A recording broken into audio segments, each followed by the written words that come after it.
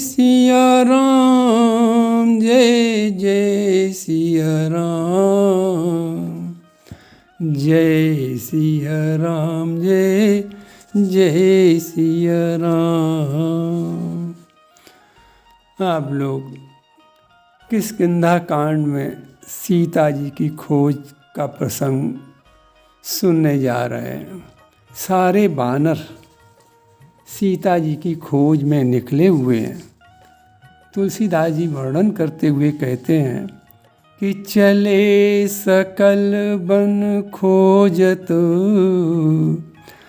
सरिता sir Giri खो, राम काज लैलीन मन, बिसरातन कर छो। सारे बानर वन में माता सीता को खोज रहे हैं, नदियों के किनारे जाकर देख रहे हैं, तालाबों के किनारे खोज रहे हैं, पर्वत और पर्वत की कंदराओं में घुस घुस कर सीता जी को ढूंढते चले जाते हैं। राम जी के इस कार्य में उनका मन इतना मग्न है कि उन्हें अपने देह की सुधि भी नहीं रही। रास्ते में निशाचर भी मिलते हैं तो उनका वध कर देते हैं। कोई मुनि मिल जाता है तो सब उसे प्रणाम करके और सीता जी का पता पूछते हैं। इस प्रकार चलते चलते काफ़ी थक गए। प्यास के कारण गला सूखने लगा तो लागी तृषा अतिशय अकुलाने, मिले न जल घन गहन भुलाने, मन हनुमान कीन अनुमाना, मरन चहत सब बिनु जल पाना, बिनु जल पाना। अत्यंत प्यास के लगने से सब व्याकुल हो गए, परंतु जल कहीं नहीं मिला। हनुमान जी ने सोचा कि यदि जल नहीं मिला तो ये ऐसा न हो कि मृत प्राय हो जाए, इनका मरण हो जाए। अब देखें, यहाँ एक प्रश्न उठता है कि सारे बानर तो प्यास से व्याकुल हो गए, लेकिन हनुमान जी को प्यास क्यों नहीं लगी? संत इसका बहुत सुंदर समाधान करते हुए बताते हैं कि हनुमान जी को प्रभु ने कर कमल से स्पर्श की कर दिया था।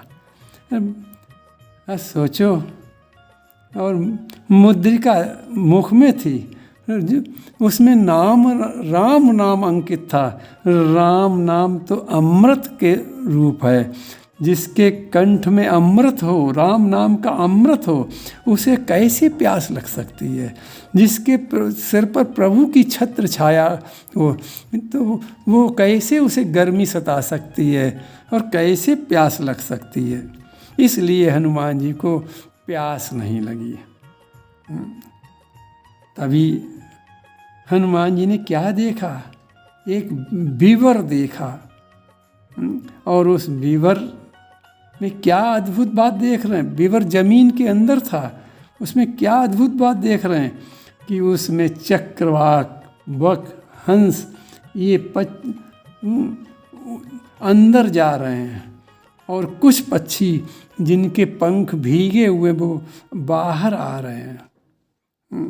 तो हनुमान जी ने अनुमान लगा लिया, ये चक्रवाक, बक और हंस ये तो जल पक्षी हैं, ये, और फिर इनके पंख भी भीगे हुए थे।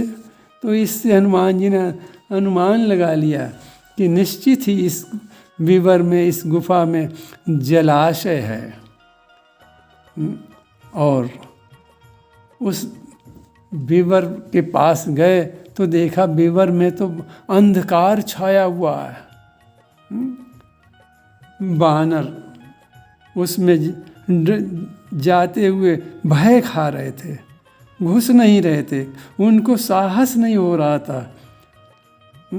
सब ने कहा हनुमान जी आप आगे चलें।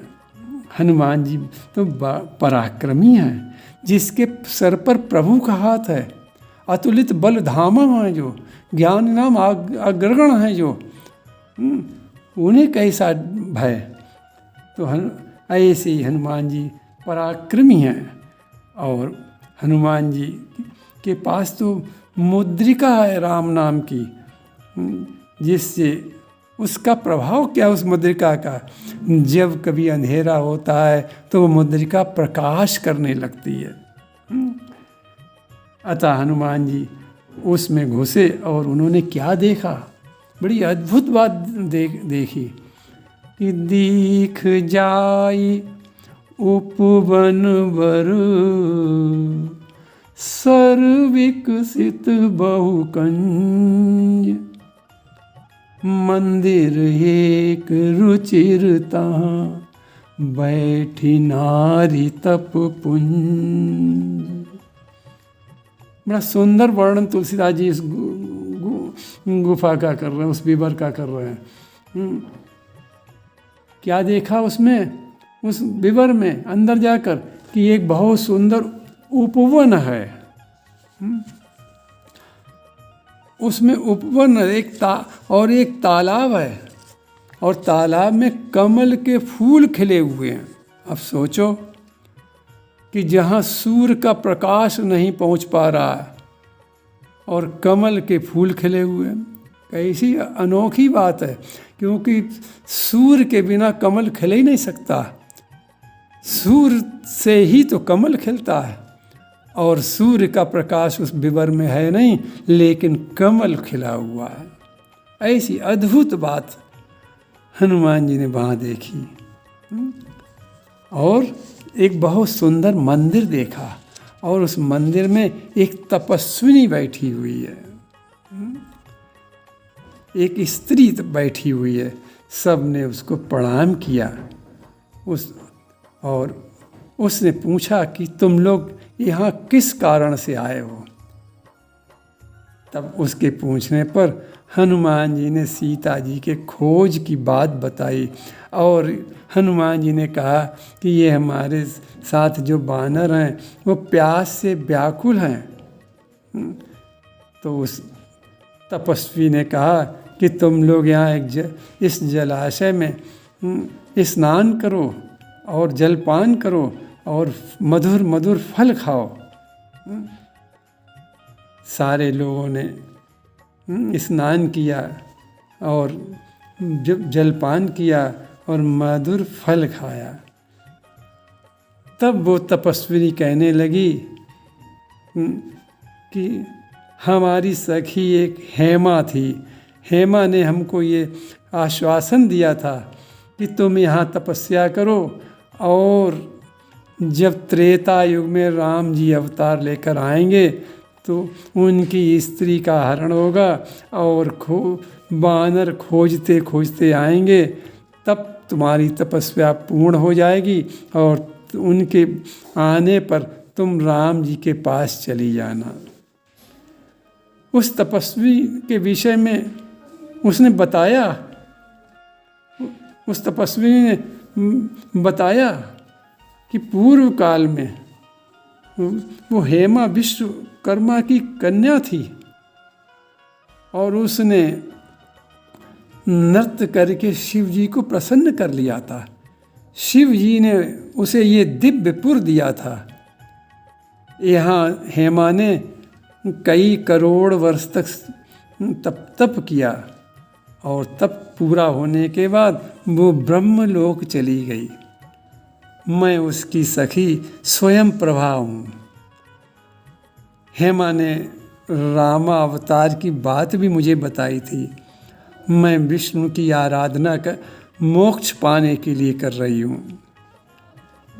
इस बिल में स्वयं प्रभा बताती हैं कि इस बिल में जो आ जाता है वो निकल नहीं सकता है, लेकिन मैं तुमको यहाँ से निकाल दूंगी, क्योंकि तुम लोग राम जी का कार्य कर रहे हो। तो मूंदौ नयन विवर तजी जाऊ, पैयो सीतई जनि पछिताऊ, पैयो सीतई जनि पछिताऊ, जनि पछिताऊ। तो सारे बानरों ने नयन मूंद लिए, और नयन जब खोले तो क्या देखा कि नयन मूंदी पुनि देखई भीरा, और ठाड़े सकल सिंधु के तीरा। बानरों ने जब अपनी आँख खोली तो क्या देखते हैं कि समुद्र के किनारे खड़े हुए हैं। बानरों ने देखा कि अब तो समुद्र लहलहा रहा है। बानरों ने सोचा कि चल एक मुसीबत, प्यास से तो मरना समाप्त हो गया, लेकिन अब ये सारे बानर समुद्र पार कैसे जाएंगे, ये तो बहुत बड़ा संकट खड़ा हो गया। और यदि सीता जी का पता न चला और हम बिना सुधि लिए अगर गए तो सुग्रीव जी हमको अवश्य मार डालेंगे। इस प्रकार आपस में विचार कर रहे थे। पुनि पुनि अंगद कहाँ सब पाही, मरण भयऊ कछु संशय नाई, मरण भयऊ कछु संशय नाही। सारे बानर बार बार अंगद से कह रहे हैं कि अब मरण तो निश्चित मालूम पड़ रहा है, क्योंकि ये समुद्र कैसे पार होगा, इसके आगे सीता जी की खोज कैसे करेंगे, और लौट के जाएंगे तो सुग्रीव जी मार डालेंगे। अंगद जी भी बहुत दुखी हैं इस समय, कोई उपाय नहीं दिखाई पड़ रहा है। तो जामवंत अंगद दुख देखी, कही कथा उपदेश विसेखी।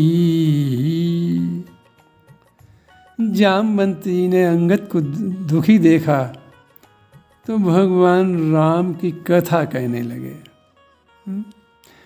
कथा सुना रहे हैं, और कथा में भगवान की लीलाओं का वर्णन कर रहे हैं। और क्या कह रहे हैं, हे बानरों, तात राम कहूँ नर जनि मानौ, निर्गुण ब्रह्म अजित अज जानौ। राम जी को मनुष्य मत मानो, जिनके कार्य के लिए तुम लोग निकले हो उन्हें मनुष्य मत मानो, वो तो निर्गुण ब्रह्म अजन्मा है, लेकिन अपनी इच्छा से अवतार लेकर सगुण बन जाते हैं। और हम लोगों को तो उन सगुण परमात्मा की सेवा करने का मौका मिला है। हम सब सेवक अति बड़ भागी, संतत सगुण ब्रह्म अनुरागी। हम लोग तो बड़े भाग्यशाली हैं, जो राम जी के सगुण स्वरूप का दर्शन करते हैं, उनकी सेवा हमको मिली है। अरे राम जी के उपासक सारी मुक्तियों को छोड़कर सामीप मुक्ति तो चाहते हैं, वो हम लोगों को तो अपने आप ही प्राप्त हो गई है। तो यही विधि कथा कहीं बहु भांति, गिरी कंदरा सुनी संपाति। जामवंत द्वारा कथा चल रही थी, जामवंत जी राम जी की कथा सुना रहे थे।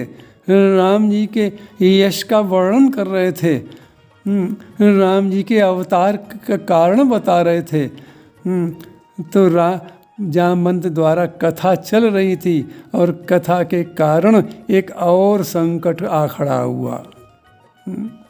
क्या संकट खड़ा हुआ कि कथा की जो आवाज़ थी वो एक गिरी की कंदरा में पहुंची और उस गिरकंदरा में एक संपाति नाम का बहुत बड़ा पक्षी रहता था।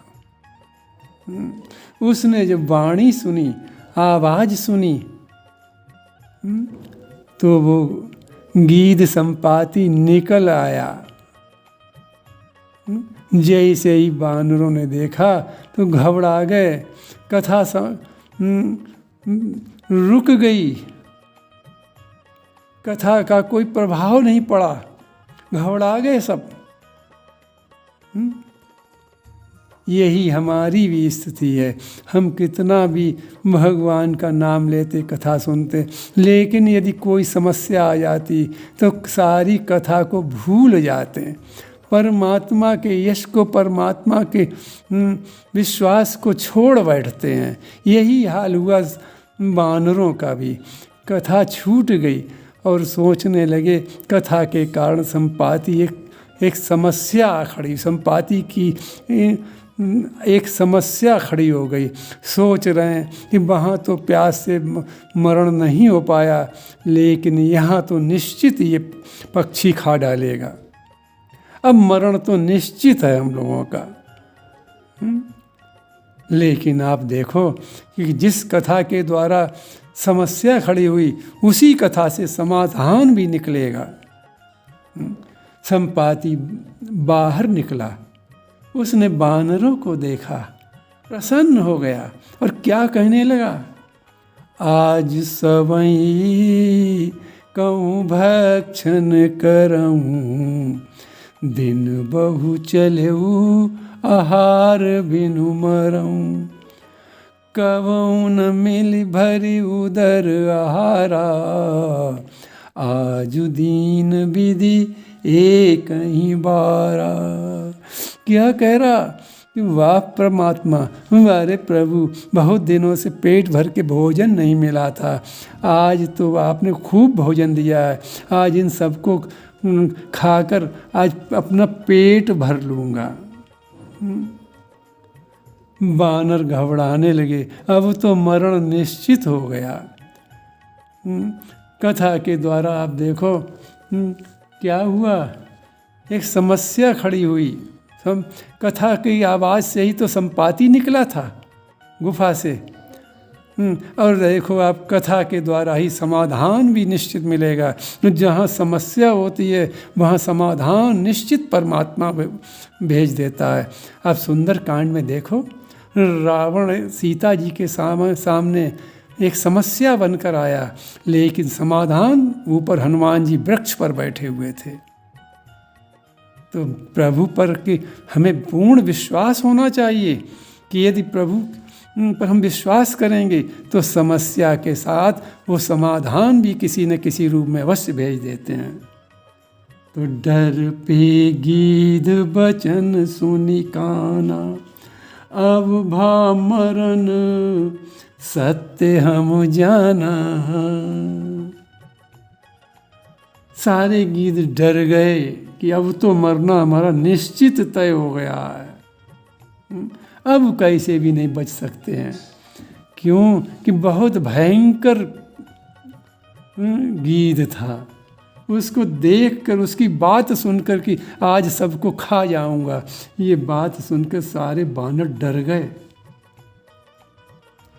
कपि सब उठे गीध कहाँ देखी, सारे कपि गीध को देखकर एकदम खड़े हो गए, घबरा कर एकदम खड़े हो गए। जामवंत मन सोच विसेखी, जब वानरों को एकदम डर कर खड़े हुए देखा तो जामवंत के मन में एक सोच, विशेष सोच पैदा हो गया। इस विशेष सोच के विषय में संत कुछ अपना भाव देते हैं। पहला भाव तो संत ये देते हैं कि जामवंत जी सोच रहे हैं कि बताओ, हमने भगवान की कथा इन वानरों को सुनाई और कथा का प्रभाव इन वानरों पर मालूम पड़ता, कुछ नहीं पड़ा। संत दूसरा भाव और देते हैं इस जामवंत के सोच का।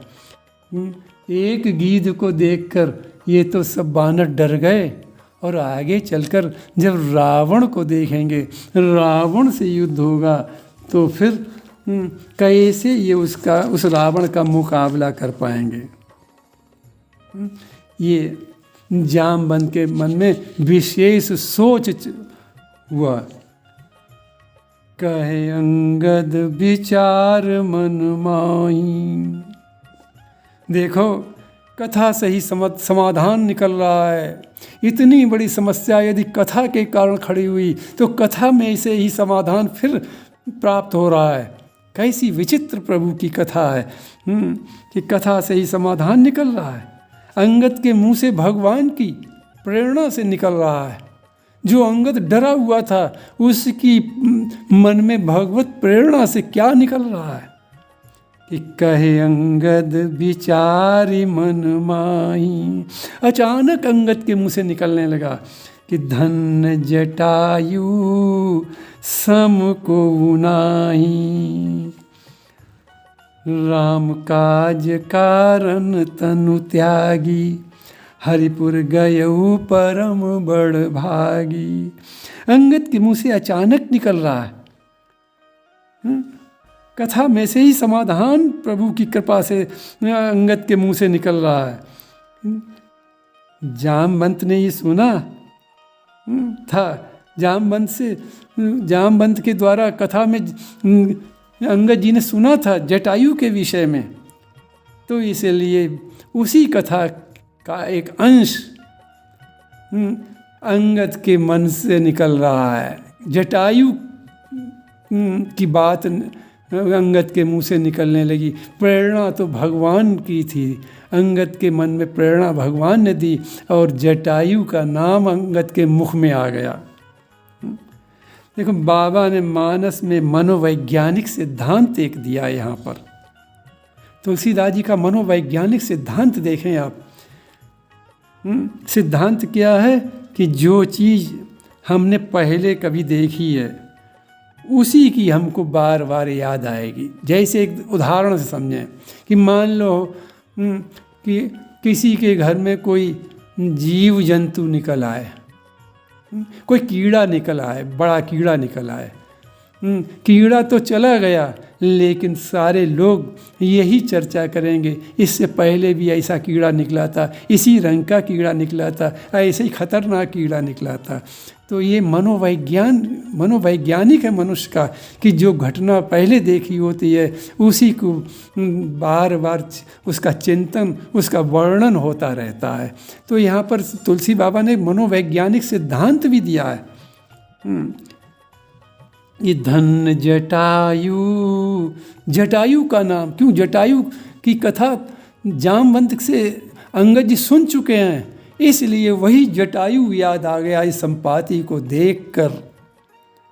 और क्या कह रहे हैं अंगद कि धन्य जटायु सम को नाई, राम काज कारण तनु त्यागी, हरिपुर गयऊ परम बड़ भागी।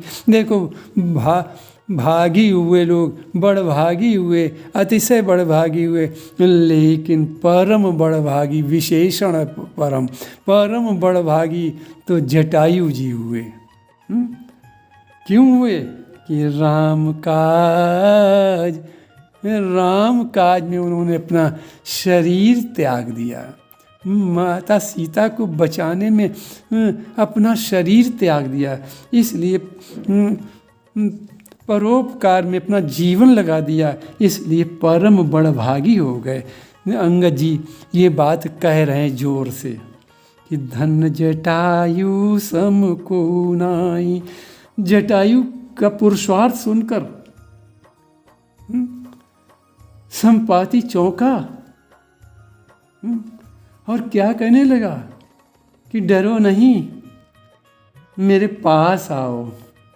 सुनि खग हरस शोक जुतबानी, आवा निकट कपिन भय मानी। संपाति ने जब ये हर्ष और शोक युक्त वाणी सुनी, यहाँ देखो तुलसियाँ जी एक शब्द दे रहे हैं, हर्ष और शोक युक्त। हर्ष क्या? हर्ष ये जटायु का के पुरुषार्थ की बात सुनी संपाति ने कि रावण से सीता को छुड़ाने के लिए लड़ा, ऐसा पुरुषार्थ जटायु का। और शोक की कौन सी वाणी कि उसके पंख कटने से पृथ्वी पर गिर पड़ा और उसका मरण हो गया। तो ऐसी हर्ष और शोक युक्त वाणी सुनकर वो संपाति स्वयं बानरों के पास चलकर आ गया और बानर डरने लगे। उसने कहा, उनको निर्भय करते हुए कहा, डरो नहीं भाई, और जटायु के विषय में मुझे बताओ, जटायु की कथा मुझे बताओ। और जटायु तो मेरा भाई था। और मोहि लई जाऊ सिंधु तट, देऊ तिलांजलि ताई, बचन सहाय करवि मई, पैयों खोजहूँ जाय। अब देखें, जब अंगद जी ने बताया कि उस कटे हुए पंख के कारण जटायु जी जब पृथ्वी पर गिर पड़े, राम राम सुमिरन कर रहे थे, रघुनाथ जी ने, हमारे राम जी ने अपने हाथ से उनकी अंतिम क्रिया की। ये करनी सुनकर और राम जी की महिमा का वर्णन सुनकर कि ऐसे अधम पक्षी को भी राम जी ने मुक्ति दे दी, मुक्ति दे दी। ये ऐसी महिमा सुनकर राम जी की संपाति बहुत प्रसन्न हुआ और क्या कहने लगा कि अब हमको आप लोग समुद्र के पास ले चलो, मैं अपने भाई को तिलांजलि दूंगा। मोहि लई जाऊ सिंधु तट। देखो, संपाति पक्षी है लेकिन भारतीय संस्कृति का पक्षी है। कैसा भारतीय संस्कृति को अपना रहा है, पक्षी होते हुए तिलांजलि दे रहा है। ये हमारी भारतीय संस्कृति में तिलांजलि अवश्य दी जाती है। तो क्या कह रहा है कि मोहि लई जाऊ। भारतीय संस्कृति कितनी अद्भुत है कि मोहि लई, संपाति क्या कह रहा कि मोहि लई जाऊ सिंधु तट, देऊ तिलांजलि ताई। क्योंकि मृतक की बात जब सुन ली जाती है तब सूतक लग जाता है, और सूतक लग जाता है तो फिर उसने सोचा कि अब भाई के मरण की बात सुनकर उसकी क्रिया तो हम भाई होने के नाते हमको भी करनी चाहिए, इसलिए वो तिलांजलि देने की बात कर रहा है। कह रहा, मुझे समुद्र के किनारे ले चलो, मैं अपने भाई को तिलांजलि दूंगा। और बचन सहाय करवि मई, पैयों खोजऊँ जाय। मेरा शरीर बहुत बूढ़ा हो चुका है, इसलिए शरीर से सहायता नहीं कर सकता हूँ, लेकिन मैं तुम्हें पता बता दूंगा कि सीता जी कहाँ हैं। आप लोग ढूंढते ढूंढते उनको पा लेना और निश्चित पा जाओगे। बस आज का प्रसंग यहीं अब विश्राम होता है, और अब आगे कल प्रारंभ होगा। प्रभु के चरणन में सदा पुनि पुनि करूं प्रणाम, यही कहूँ भूलूं नहीं मेरे प्रियतम राम, मेरे प्रियतम राम।